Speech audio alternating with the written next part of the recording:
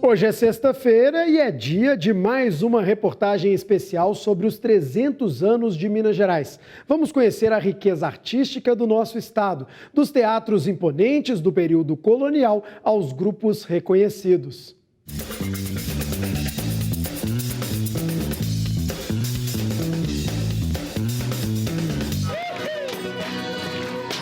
Obra imortal, um dos maiores clássicos da literatura, de um jeito diferente, longe das cadeiras e dos palcos, perto ali de onde o povo estava. Quando a gente, por exemplo, montou a Rua da Amargura num circo, quando não existia ainda a Praça JK, a gente, de certa maneira, mostrou para a cidade, para a população da cidade, a importância da praça, daquele lugar ali, a Praça JK. A mesma coisa quando a gente vai e faz uma estreia de um espetáculo para 6.000 pessoas na Praça do Papa, a gente, de certa maneira, ressignifica também a Praça do Papa para a cidade. É difícil a gente pensar na Praça do Papa e não pensar em Romeu e Julieta. Então, a gente vê como as artes, elas também criam, elas geram a experiência da cidade. Das arenas abertas, do espaço ao ar livre para um outro espaço, ali atrás do cenário. Pequeno, mas também grandioso em criatividade. Com movimentos precisos das mãos, eles, os bonecos, ganham vida e história. E não sei o que seria da minha vida sem o Giramundo e sem os bonecos. Os bonecos estão contando a história deles, estão alegrando as pessoas e crianças estão virando adultos. E aí é o ciclo da vida, é isso, é eles que não envelhecem.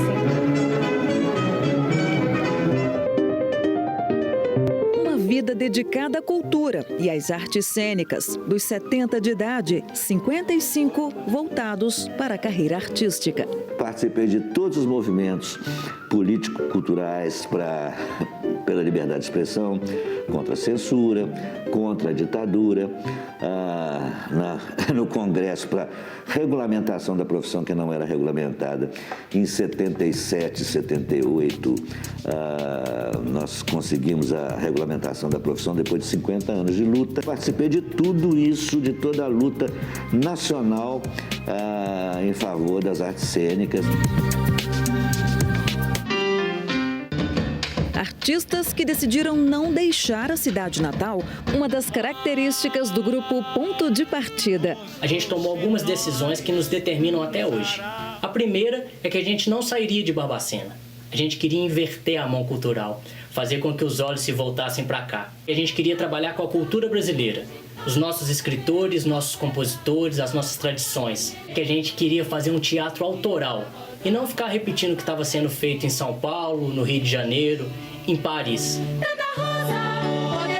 Entre atos e cenas, uma longa história.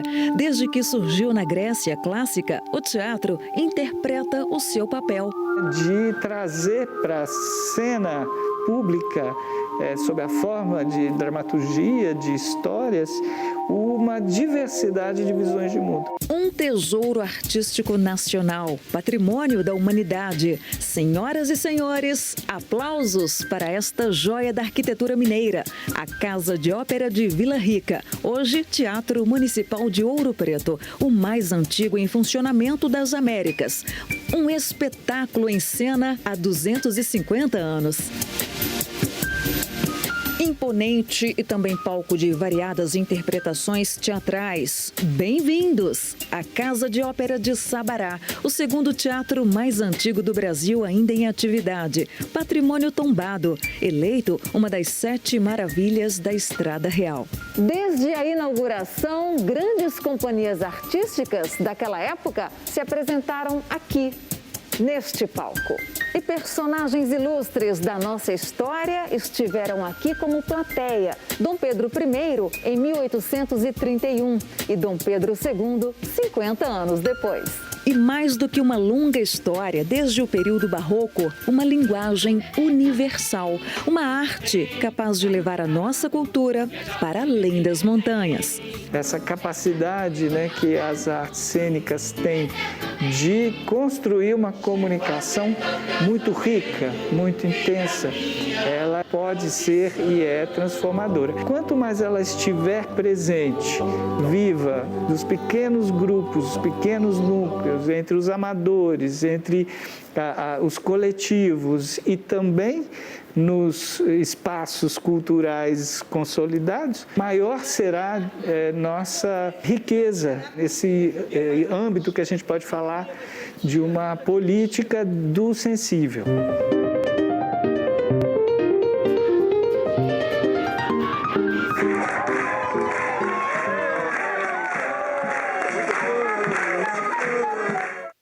Bom, eu já elogiei a repórter Luciana Viana pelas reportagens, a produtora Juliana Pereira, né, pela produção, claro. Então chegou a hora de eu elogiar o cinegrafista Nicanor Mendes pelas imagens e também o Rick Ferreira pela edição final.